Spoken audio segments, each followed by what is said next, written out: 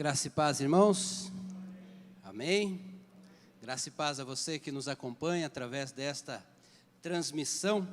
Vamos meditar na palavra do Senhor e nos alimentar dela. A palavra do Senhor é a palavra que dá vida, é a palavra que nos sustenta. Amém? Meus irmãos, teve certa ocasião, já comentei aqui com os irmãos, mas eu quero relembrar isso só como uma introdução à leitura que vamos fazer de um congresso missionário que teve aqui na nossa região, foi na Igreja Batista de Vila Souza, e o missionário que estava dirigindo, ele contou a história de um pastor indiano, um homem que se converteu e se tornou missionário, pastor, e pelo fato dele se tornar pastor, foram tiradas dele as suas filhas, a casa dele foi queimada, ele foi, enfim, torturado e foi colocado numa cadeia.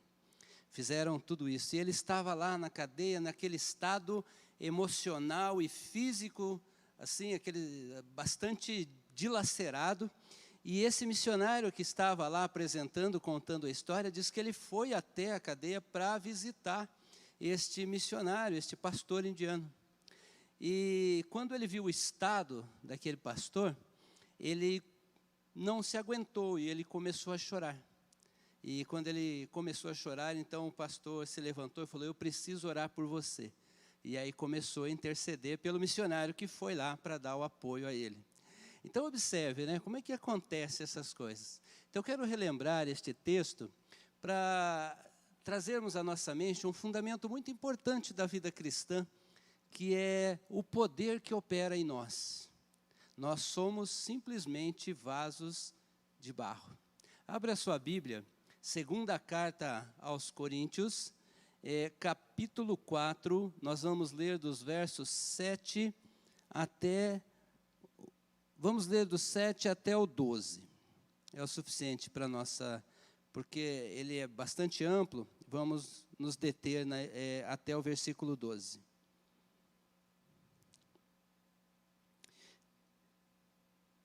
Carta aos Coríntios, capítulo 4, dos versos 7 até o 12.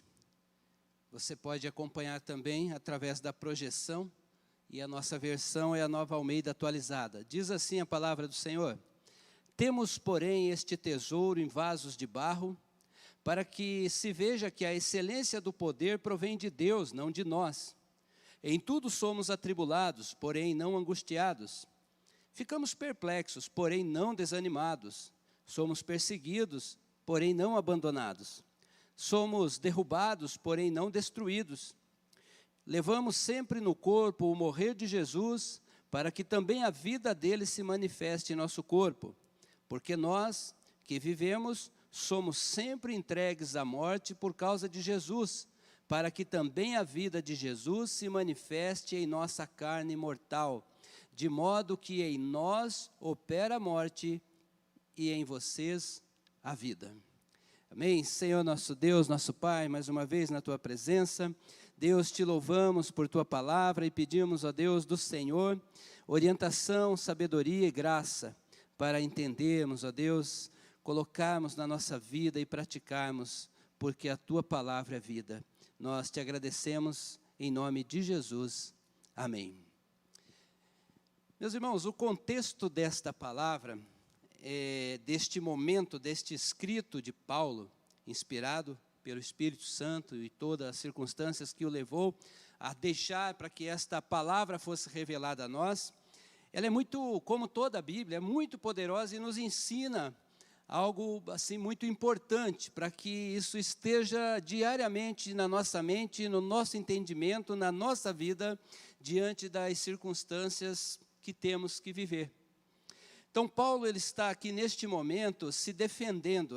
Nesta carta, ela tem vários caminhos, mas um deles é se defender dos falsos mestres que levaram aquela igreja, a igreja de Corinto, a contestar a integridade, contestar o caráter, contestar a própria autoridade apostólica de Paulo.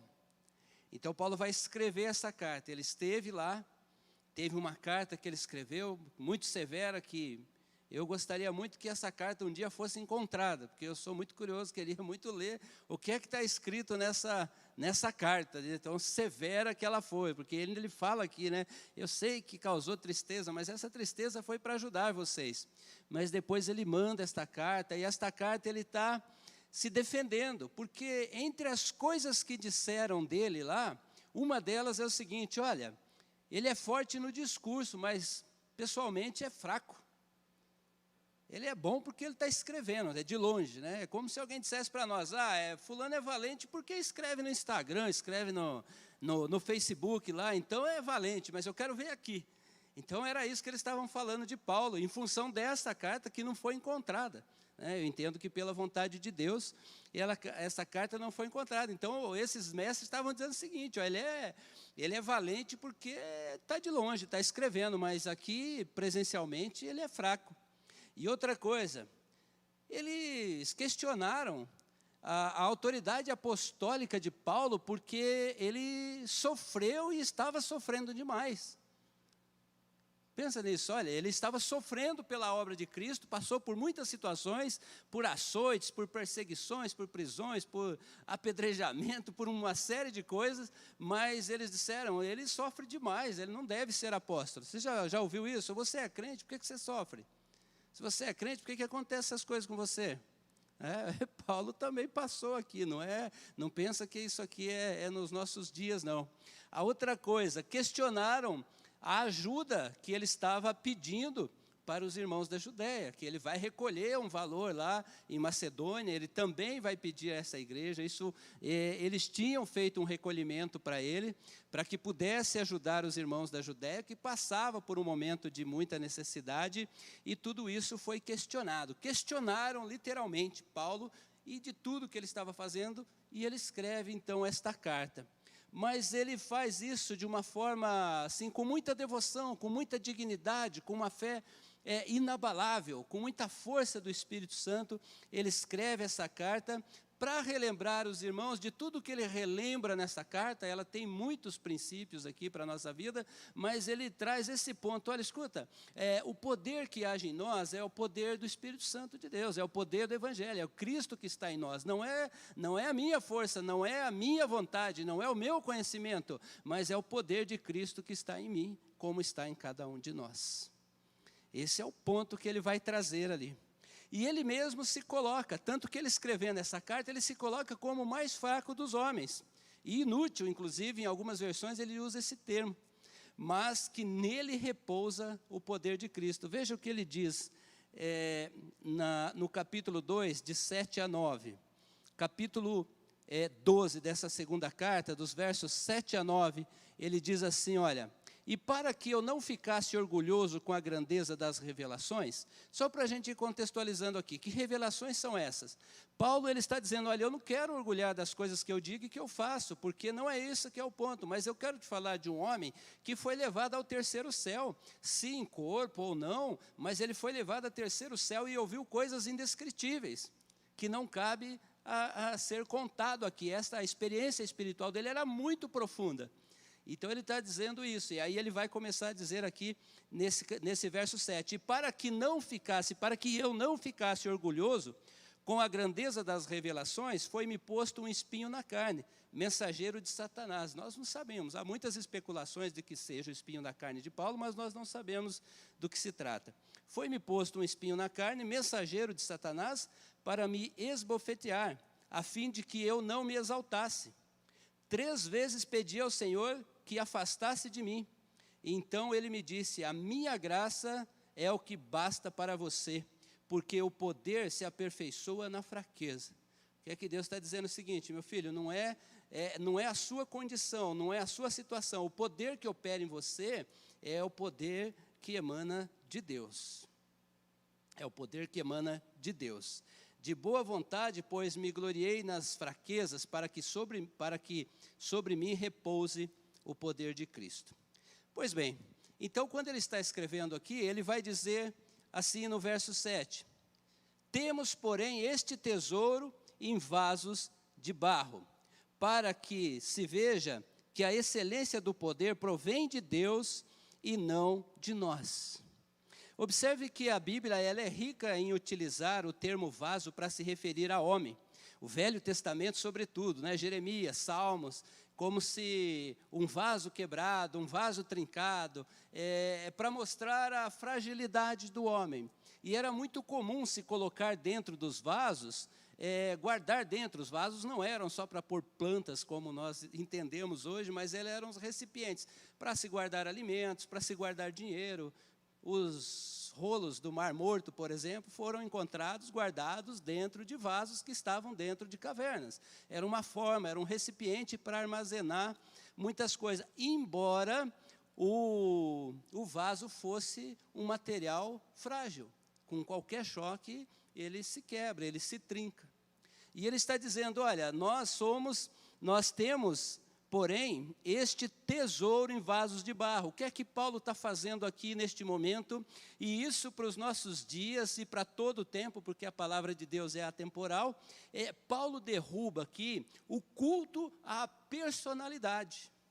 Esse é um ponto que Paulo trabalha aqui para derrubar. Olha, escuta, esses mestres aí estão dizendo essas coisas todas. Eu poderia me gloriar de muitas coisas, mas não estou fazendo, porque na verdade nós somos vasos de barro com o tesouro que temos em nós. Porque o que sai de nós é poder de Deus e não o que nós fazemos. Então o que é que Paulo põe no chão? Derruba o culto à personalidade. Eu imagino o que ele faria se ele chegasse hoje, por exemplo, nesses lugares em que o líder ali, vamos chamar assim, ele pega o paletó e sai batendo nas pessoas, e as pessoas vão caindo ali no poder do paletó. O que é que Paulo diria, né? Eu imagino, se ele ficou bravo aqui, imagina o que ele diria nessas situações. Ele está dizendo, escuta, nós somos esses vasos de barro aqui, mas o poder que tem em nós é o poder que vem de Deus. Então ele derruba este culto à personalidade. Meus irmãos, amados de Cristo, a nossa única personalidade que deve receber todo o nosso olhar, toda a nossa devoção, toda a nossa busca, toda a nossa orientação, chama-se Jesus Cristo. Esse é o nosso olhar. Nós podemos, Deus nos dá graça de cantar, de pregar, de fazer muitas coisas para a glória dEle. Mas o poder que opera em nós é o que vem de Deus. Então Paulo derruba esse ponto para dizer que, olha, a glória não está em quem faz as coisas, mas está em Deus que conduz a fazer as coisas. Olha, quando eu estou pregando, quando eu estou indo visitar vocês, quando eu estou ensinando, quando eu estou fazendo, eu não faço por mim, mas faço pelo poder de Deus que opera em mim. É isso que ele está colocando. O vaso, simplesmente vaso, mas o poder do Evangelho é o que faz brilhar em nós a glória de Deus. Que brilha em nós é a glória de Deus. O vaso se quebra, mas o Evangelho é eterno. E aí vem uma aplicação para nós, irmãos, a você que é servo de Deus, entenda, esse é um ponto muito importante, que a sua condição emocional ou material, ela não determina se Deus vai operar por meio da sua vida ou não. Ele vai operar por meio da sua vida porque Ele é Deus. Porque Ele é o santo, Ele é o que tem poder, Ele é o Senhor de todas as coisas. Então, às vezes nós temos esse hábito de questionar, e eu acho que, se não todas as pessoas, mas 90% delas passa por isso, de um dia questionar se tem condições de estar na presença de Deus, por conta dos sentimentos que se tem, por conta das emoções que vive. Escuta, Deus está sempre perto de nós, porque se fosse para Ele olhar para as nossas condições, nós seríamos destruídos. Nós não somos destruídos, porque as misericórdias do Senhor não têm fim. Embora isso não seja um salvo-conduto para a gente fazer o que quiser da vida, porque Deus é quem opera. Porque Paulo, ele inclusive nesta carta, ele vai levar e ressaltar a necessidade de se ter uma vida santificada. E algo, meus irmãos, abrindo um parênteses, que é urgente nós pensarmos e pregar aqui também, é o retorno à oração e à meditação na palavra de Deus com mais frequência, porque a santificação da nossa vida vem pela palavra de Deus e começa pela santificação da nossa mente. Começa pela santificação do que pensamos, do que visualizamos, do que planejamos, do que pensamos, para que possa fazer efeito na nossa vida, nas nossas palavras. Isso é muito importante. Então, o poder que opera em nós é o poder de Deus, mas a nossa vida precisa ser, de fato, o templo do Espírito Santo. E aí ele está dizendo, olha, temos, porém, este tesouro em vasos de barro, para que se veja que a excelência do poder provém de Deus e não de nós. E aí ele vai começar aqui umas equações aqui contraditórias e bem interessantes para o nosso ensino. Observa o verso 8, a parte primeira do verso 8. Em tudo somos atribulados, porém não angustiados. Em tudo somos atribulados. Verso 8, o próximo aí. Em tudo somos angustiados, atribulados, mas não angustiados. Sabe o que é importante, irmãos? Sabe o que de onde vem o termo tribulação? Tribulação, ele vem de um objeto que tinha o nome no latim de tribulum. Feio, né, esse nome, né? Tribulum. Mas pensa um pallet, sabe aquele pallet de madeira? Imagine um pallet daquele, é maior que aquilo, mas imagine um pallet daquele, e ele cheio de cravos de ferro, assim, de 20 centímetros, assim, um do lado do outro.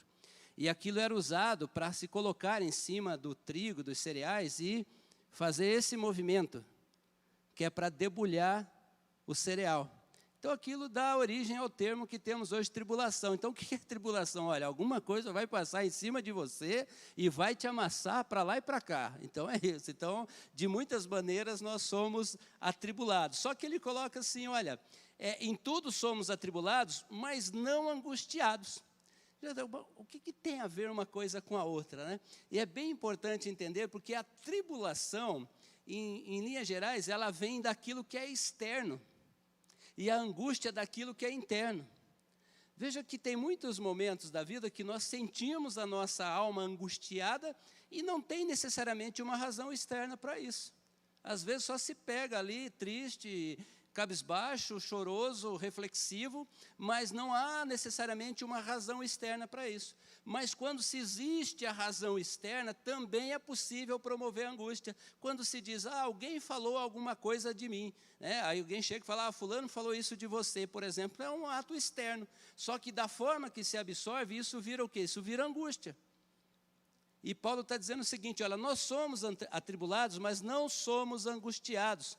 Ou seja, aquilo que vem de forma externa só vai virar angústia se a gente permitir que aquilo adormeça na nossa alma. Quanto mais próximo de Deus, da sua palavra, da oração, de uma vida mais fortalecida no Espírito, menos suscetível ou suscetíveis nós somos dos acontecimentos externos.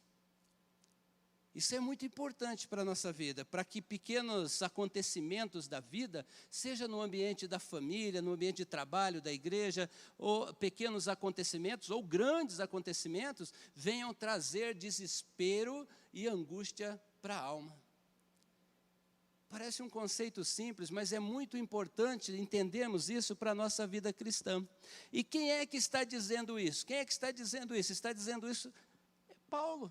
Simplesmente o homem que foi perseguido, rejeitado, esquecido, apedrejado, açoitado, sofreu o naufrágio, foi vítima de uma víbora, foi preso, foi morto e foi decapitado. E passou frio, passou fome, sofreu pressão de todos os lados, mas é ele que nos ensinou a manter a paz diante das tribulações. Como é que pode alguém chegar num nível desse? De ter uma paz independente das circunstâncias, porque sabe que o poder que opera nele é o poder que vem de Deus. Você imaginou? Quantas coisas acontecem na nossa vida, né? Desemprego, briga na família, separação, problema no casamento, problema financeiro, problema no trabalho. Não é? Todos os dias alguma coisinha está acontecendo em algum lugar. Sempre alguma coisinha, né? Não tem um estado de paz plena, né? Fala, olha, eu estou desde 1988, graças a Deus, não tenho um probleminha. Alguém pode dizer amém? Não. Não. Não dá, né? Não existe um estado de paz pleno, né? Sempre está acontecendo alguma coisa. Agora, a forma como lidamos com estas coisas depende muito do quanto estamos firmados em Deus, do quanto estamos firmados nos seus ensinos e do quanto o Espírito dele opera na nossa vida. Do quanto desfrutamos da presença de Deus em nós. Em tudo somos atribulados, porém não angustiados. Sempre lembre-se disso. E ele segue ainda no mesmo versículo. Somos derrubados, porém não destruídos. Nós podemos ficar assustados, espantados, mas sem perder a esperança. Imagine o mundo, o nosso mundo hoje, mas tente imaginar a vida de um polonês na Segunda Guerra Mundial, primeiro país a ser invadido. Tente imaginar quem vivia no centro da Europa no meio da Segunda Guerra Mundial. Agora, olha para o nosso ambiente, nós estamos em muito melhor situação, graças a Deus. Mas nós podemos olhar as situações e até nos ficar perplexos com elas. Olha o que está acontecendo no Afeganistão. Nós nos indignamos, mas estamos bem distante daquele sofrimento. Na verdade, nós estamos bem distante, nós nos indignamos, mas estamos distante. Olha a pandemia, tem vacina, não tem vacina, olha o desemprego, olha a questão econômica, olha isso, olha aquilo. As situações vão acontecer das mais diversas formas, mas nós só vamos perder a esperança se não estivermos firmados no Evangelho. Se não estivermos firmados na fé em Cristo Jesus, nós podemos perder a esperança. Se entendermos o Evangelho, estivermos firmados em Deus, estivermos firmados em Cristo Jesus, não há nada nesse mundo que tire a nossa esperança. Não há nada que tire a nossa esperança. Sabe, teve uma ocasião em que uma abordagem de uma pessoa sobre a questão do avanço do Islã no mundo, né? E todas essas vertentes interpretativas que se tem, né, que provoca grandes coisas, né, e o crescimento que é exponencial, assusta. O crescimento do ateísmo, todas estas coisas parecem assustar, mas quando nós voltamos para as palavras, para o Evangelho de Cristo e começamos a meditar nas suas palavras, nós vamos encontrar um momento em que ele diz assim, olha, o reino de Deus é como um homem que lança a semente na terra, ele dorme e acorda, de noite e de dia, e a semente germina e cresce, sem que ele saiba como. A semente germina e cresce sem que ele saiba como. O reino de Deus é semelhante a isso, ao homem que semeia e dorme e não sabe como, e essa semente cresce. Meus irmãos, o reino de Deus é o reino de Deus, nada abalará o reino de Deus. Isso é uma certeza que nós temos. Você já observou, já soube que foi feito aqui, num tempo recente, estudo sobre Romanos. Ninguém sabe explicar como nasceu a igreja de Roma, por exemplo. Se a igreja lá começou com discípulos que Paulo fez lá na Acaia e atravessou, se foram aqueles que estiveram no Pentecostes e foram para lá, mas a igreja começou e cresceu lá, como cresceu em tantas regiões e como chegou em muitos lugares, porque o reino de Deus é isso, que é uma semente que foi lançada pelo grande semeador, Cristo Jesus, e não sabendo como, ela cresce aqui, cresce lá, e ninguém vai parar o reino de Deus, porque não é humano, é de Deus. Isso é uma certeza que nós temos. A nossa vida com Deus é que nós temos que cuidar prioritariamente. Prioritariamente. Aliás, próprio Jesus foi quem diz que em relação à sua igreja, as portas do inferno não prevalecerão contra ela. Quem é a igreja de Deus? Sou eu, você. As portas do inferno não prevalecerão. Esta é uma promessa, as portas do inferno não prevalecerão. Por isso que quando olhamos para o mundo e todos esses acontecimentos, nós podemos ficar perplexos, nós podemos ficar espantados, nós podemos ficar assustados, mas não precisamos perder a esperança, porque a nossa esperança está firmada em Cristo. A nossa esperança está firmada em Cristo. Isso nós não podemos esquecer, em hipótese nenhuma. Às vezes nos desesperamos porque temos medo, né, de passar necessidades, temos medo da morte, temos medo de muitas coisas. Mas nem isso deveria nos amedrontar. Ainda no verso 9, a parte B, ele diz assim, olha, somos derrubados, porém não destruídos, ou perseguidos, porém não abandonados. Veja, Paulo sofreu duras perseguições durante toda a sua vida e sempre havia quem quisesse acusá-lo de alguma coisa, prendê-lo, açoitá-lo, mas como ele mesmo disse, em todas estas coisas Deus me assistia. Em todas estas coisas Deus me sustentava. De todas estas coisas Deus me livrou. Que certeza, né? Que algo magnífico isso. Veja uma das situações, por volta da meia-noite, Paulo e Silas estavam presos numa prisão. Sabe como era essa prisão? Geralmente sentados, com as duas mãos assim na parede, presa por algemas e muitas vezes com os pés algemados. Imagina numa situação dessa, olha, por que razão você está preso? Por causa da minha fé. Por que você está preso? Porque eu estou divulgando a minha fé, é por isso que eu estou preso. E o que é que eles estavam fazendo? Cantando louvores a Deus. Vai ter fé assim lá na Palestina, né? Porque o poder que opera em nós é o poder de Deus. Olha a certeza, né? E ele vai chegar no momento que ele diz assim, olha, aprendi a viver contente em toda e qualquer situação. Tanto sei estar humilhado, como também ser honrado. De tudo e em todas as circunstâncias já tenho experiência, tanto de fartura como de fome, assim de abundância como de escassez. Tudo posso naquele que me fortalece. Somos mais do que vencedores. É bonita essa frase, não? Quando ela é dita, né? Não, você pode, você é mais do que vencedor. E querendo conquistas, querendo alcançar coisas. E se usa isso, né? O que Paulo está dizendo é o seguinte, nós somos mais do que vencedores em qualquer situação. Se você estiver com fome, acredite, você é mais do que vencedor. Se você tiver fartura, acredite, você é mais do que vencedor. Se você estiver vestido, você é mais do que vencedor. Se você tiver com pouca roupa, você é mais do que vencedor. Porque o poder que opera em você é o poder de Cristo Jesus. Uma fé inabalável. E depois ele ainda diz, olha, não andeis ansiosos de coisa alguma. Meu Deus, olha esse homem dizendo isso.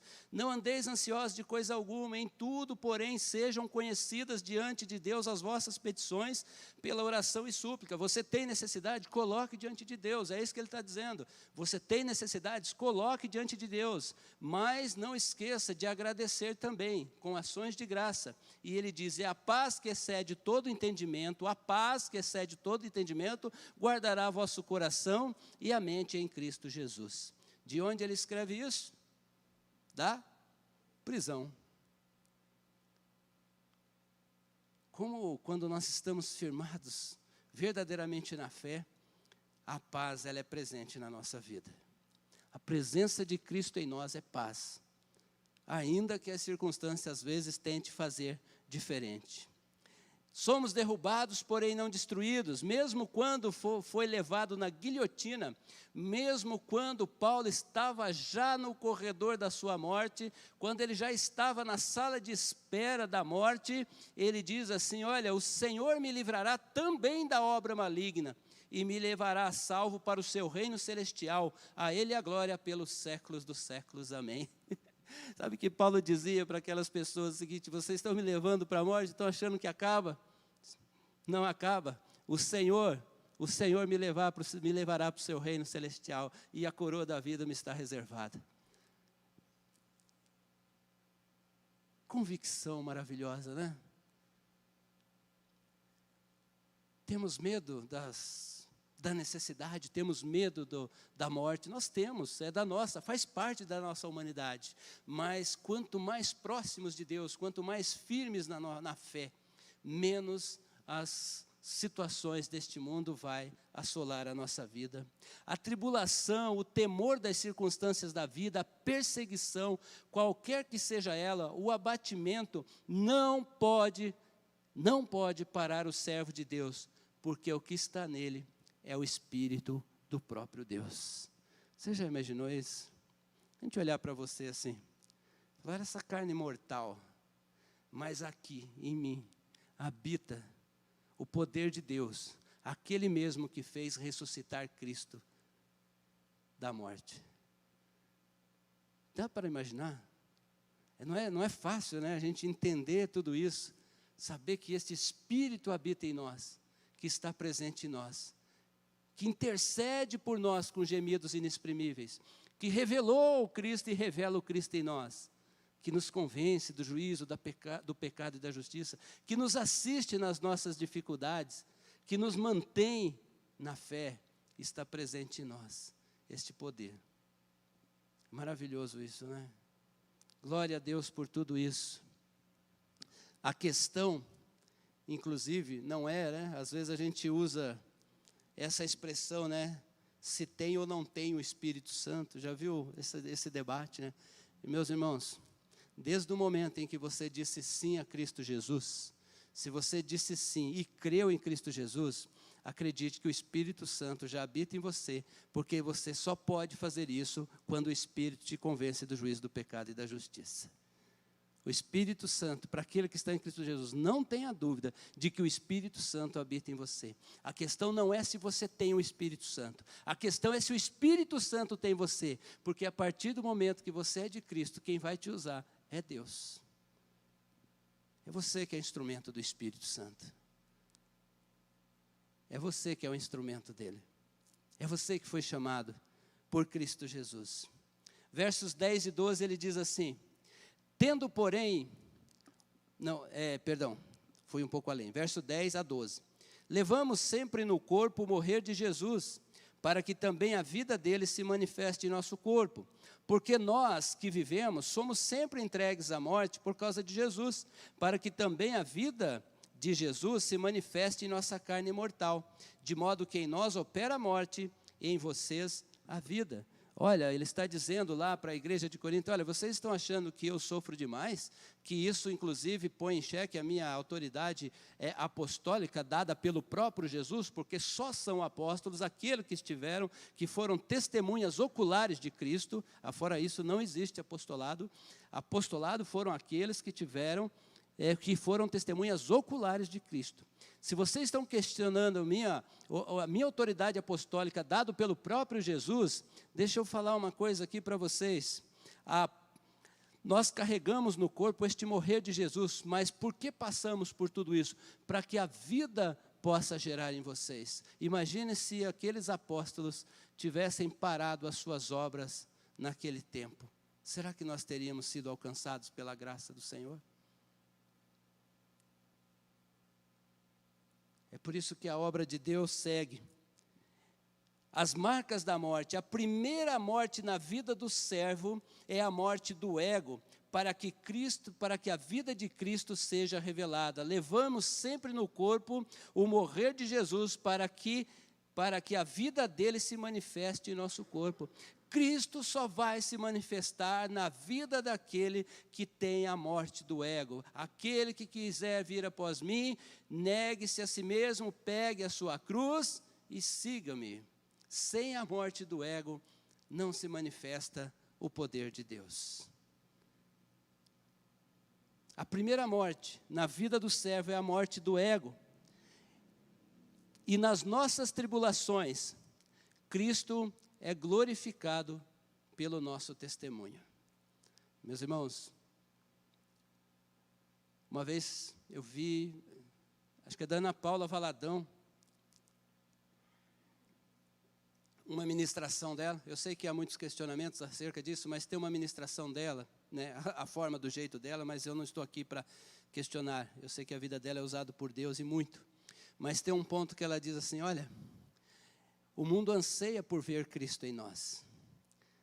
Não sei se já viram essa ministração dela. E às vezes nós somos perseguidos, não pelo testemunho que damos de Cristo, mas pela falta do testemunho.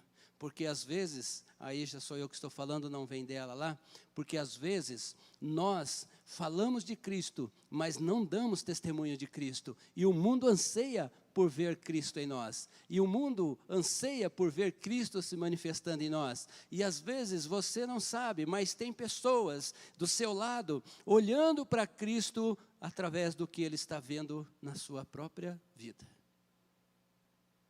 Será que as pessoas que olham para mim vê Cristo em mim? Será que as pessoas que ouvem o que eu falo escutam de Cristo? Será que as pessoas que me veem me relacionando com as outras pessoas veem Cristo se relacionando com as outras pessoas?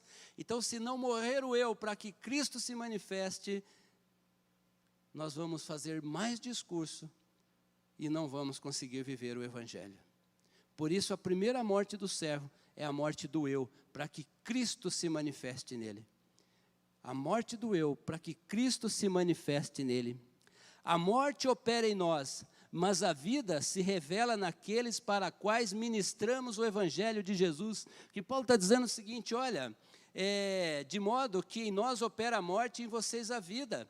Olha, eu sei que fui perseguido, eu sei que tentaram me matar, que me colocaram na prisão, que passei por tantas coisas, mas tudo isso eu passei operando pelo poder de Deus para que o Evangelho chegasse a vocês, para que vocês pudessem ouvir do Evangelho, para que vocês pudessem ouvir de Cristo, para que vocês pudessem ouvir de Deus e para que hoje vocês fossem feitos filhos de Deus. Quantas pessoas às vezes não estão dentro do seu próprio ambiente familiar, na sua morte gerando vida, na sua morte às vezes da perseguição no próprio lar, porque é crente, porque crê em Cristo, porque serve a Cristo, mas ali no seu jeito, na sua oração, no seu testemunho, ele está gerando vida dentro do seu lar. Lembro-me de um amigo que cheguei na casa dele, talvez, irmão, vocês vão ouvir muitas histórias repetidas, porque pastor que tem é história repetida, né? Mas é uma história boa. Eu cheguei na casa de um amigo, nós temos a mesma idade, talvez lá com, não sei se 17 anos, talvez, por aí. E ele estava com um livrinho, assim, sentado na cozinha, eles moravam numa casa pequena, ele com a mão debaixo do queixo, uma mão debaixo do queixo e com a outra segurando um livro e lendo um livro, e a capa do livro era uma capinha branca dizendo assim, o mais importante é o amor. Quem já viu esse Novo Testamento? Foi um dos maiores programas evangelísticos batistas do Brasil, a distribuição deste Novo Testamento. E ele estava lendo esse Novo Testamento. Eu cheguei e fiz uma brincadeira com ele, aí ele olhou assim para mim, a resposta dele foi, eu estou nisso aqui agora. Foi essa a resposta, eu estou nisso que eu estou lendo a Bíblia, estou indo na igreja, né? E eu voltei assim, eu recuei um pouco frustrado, né? Falei, puxa, será que ele virou crente? Né, eu vou perder o amigo, né? Olha só o pensamento que vem, né? Virou crente, vou perder o amigo. E o irmão dele dizia assim, agora isso aí está dando dinheiro para pastor, né? Vocês nunca ouviram essa expressão na vida, né? Agora isso aí está dando dinheiro para pastor, né? E o pessoal pegando, meus irmãos, aquela vida ali, gente, debaixo das cutucadas, dos insultos, foi gerando vida, e a sua família inteira foi levada para Cristo.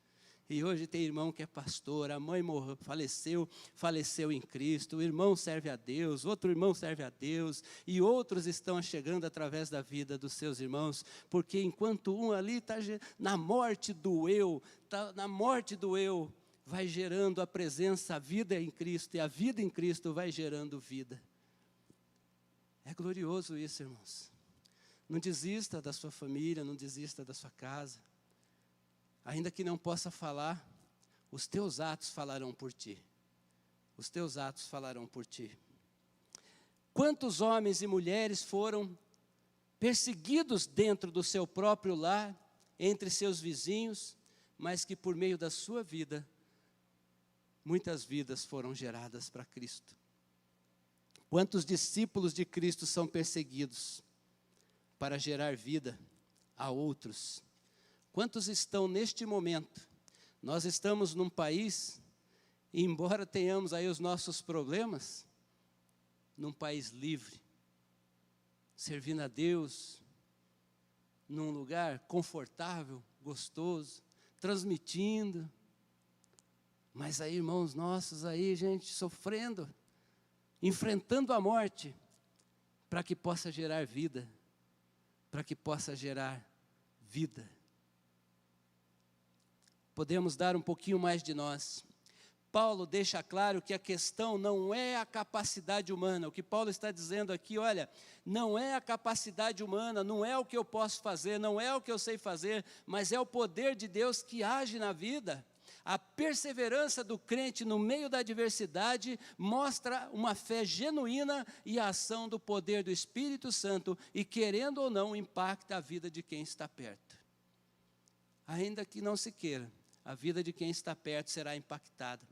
O caso do pastor da Índia que eu comecei contando, por que é que ele se levanta depois de estar física e emocionalmente dilacerado, com a sua casa queimada, com seus filhos tirados dele, depois de ser aceitado, depois de ser preso, de levantar, de interceder pelo irmão? Porque é o Espírito de Deus, Espírito de Santo, Espírito de Cristo presente nele, foi que operou naquele momento. Não é por ele, não é por mim, não é por você, é pelo Espírito de Deus que está em nós. Nunca podemos esquecer isso. Se você espera uma condição ideal para servir na obra de Cristo, você está errado. Porque o momento é agora e o poder de Deus opera agora. Não é a sua condição que diz ou que limita o poder de Deus na sua vida. Nosso papel é buscar uma vida santificada, mas o poder que opera em nós é o poder de Deus. Sabe o que é o poder de Deus? Quando entendemos, irmãos, que Ele opera.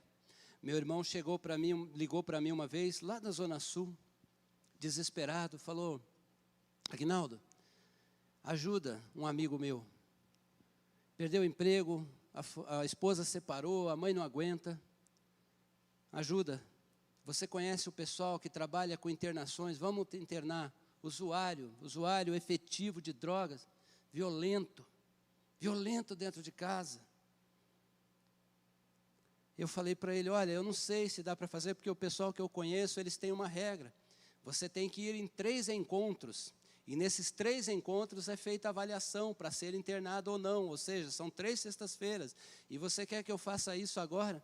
Ele falou, mas dá um jeito. Liguei para o pastor estava na praia, tirando folga, me atendeu, ele falou, olha, Aguinaldo, não é assim que funciona, mas tal, e conversaram um com o outro, pelo fato de me conhecerem, porque a gente coloca a nossa credibilidade a serviço dos outros, pelo fato de me conhecerem, disseram o seguinte, olha, nós vamos abrir essa exceção, pode levar ele lá para a clínica que o pessoal vai receber.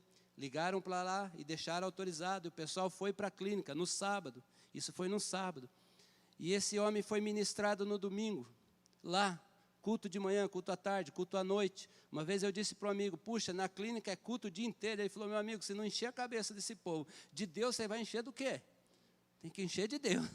Ele foi ministrado na segunda-feira, ele ficou, na terça-feira me ligaram, falaram, olha, o rapaz foi embora. E eu fiquei assim, puxa vida, muito chateado, né? Falei, puxa, todo esse desdobramento, e ele deixou a clínica e foi embora. Fiquei chateado, aí liguei para o pessoal, pedi perdão, mas teve um moço lá dessa clínica que me disse, eu acho que ele foi embora transformado. Eu falei, mas tão pouco tempo, né? Nós temos lá, eles têm lá toda uma regra, né, de 6 meses e tal. Eu não tive mais contato com o rapaz, mas depois de quase 1 ano, eu falei com o meu irmão, não fui nem atrás, eu fiquei bem aborrecido mesmo. Hoje eu já sou diferente, tá bom? Mas aquele dia eu fiquei bem aborrecido. Meu irmão disse o seguinte, Aguinaldo, ele voltou, ele foi atrás do patrão, pediu o emprego de volta, o patrão deu um voto de confiança, ele retomou o emprego, ele retomou a família, ele está vivendo bem, não usa mais nada e está trabalhando para a glória de Deus.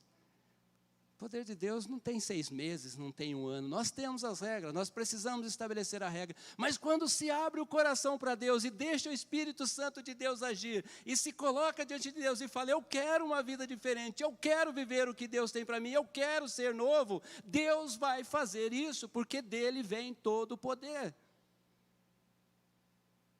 Nós somos apenas vasos de barro,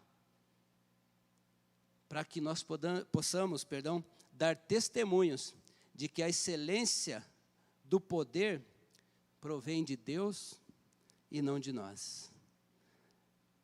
Amém? Meus irmãos, eu vou aproveitar o gancho aqui desta mensagem para dizer que eu e o pastor Samuel estivemos conversando. Glória a Deus, nós temos aí irmãos que querem se integrar como membros, nós vamos formar uma sala. Se você quer fazer parte, quer vir fazer parte desse curso preparatório para o batismo, vem, responde hoje, não deixa para amanhã. Se o teu coração está gritando, se o teu coração está clamando, atende. Se não atender agora, vai atender amanhã. O poder que opera é o poder de Deus. Amém? Vamos ficar em pé? Vamos orar para despertarmos um pouquinho este culto de oração. Quem sabe no ano que vem a gente possa fazer grupos, né, de oração. Ainda esse ano temos que seguir com os protocolos. Mas ore ao Senhor, ore a Deus. Você pode dizer, Senhor, graças a Deus, tudo está bem na minha vida. Glória a Deus por isso. Interceda por alguém, lembre-se de alguém que precisa da sua oração, lembre-se de alguém que precisa ser alcançado pelo amor de Cristo, pelo poder de Deus. Senhor nosso Deus, nosso Pai, obrigado, Senhor, por sua palavra, que nos revela grandes coisas, que nos revela, Senhor, a beleza e este poder imensurável do Senhor. Nada temos, ó Deus, mas o Senhor opera em nós, através do seu Santo Espírito. Pai eterno, quero pedir agora pela vida de irmãos e irmãs que estão, Deus, precisando de transformação, Senhor. Talvez estejam vivendo, Senhor, sob a escravidão do vício. Talvez estejam vivendo aprisionados por conceitos que impedem, Senhor, de abraçar a fé, de viver a plenitude do Cristo revelado, do Evangelho que nos foi entregue. Restaura, Senhor, o vigor, restaura a fé dos meus irmãos, Deus. Aquele que talvez desanimado tenha abandonado, Senhor, a sua vida na comunhão da igreja, na comunidade da fé. Aquele que acabou, Senhor, se afastando por não, talvez, suportar debates tão inócuos, ó Deus, que às vezes tiram alguém do caminho da fé, mas não entrega nada, não faz nada, apenas deixa órfão nesta vida, Senhor. Que o Senhor possa fazer reacender a fé no coração de cada um, e aqueles que estão, Senhor, firmados no seu Evangelho, firmados nesta fé, firmados no Espírito Santo, sejam homens e mulheres intercessores, homens e mulheres que propaguem, ó Deus, o seu amor, que dê testemunho de Cristo, que fale por todos os lados que o Senhor é Deus, e que as tuas misericórdias se renovam a cada manhã, que o caminho estará aberto até que o Senhor venha. Obrigado, Deus, por este momento de oração, por este encontro da sua igreja, Senhor. E que a tua palavra cumpra em nós os teus propósitos eternos. É o que te pedimos em nome de Jesus. Amém.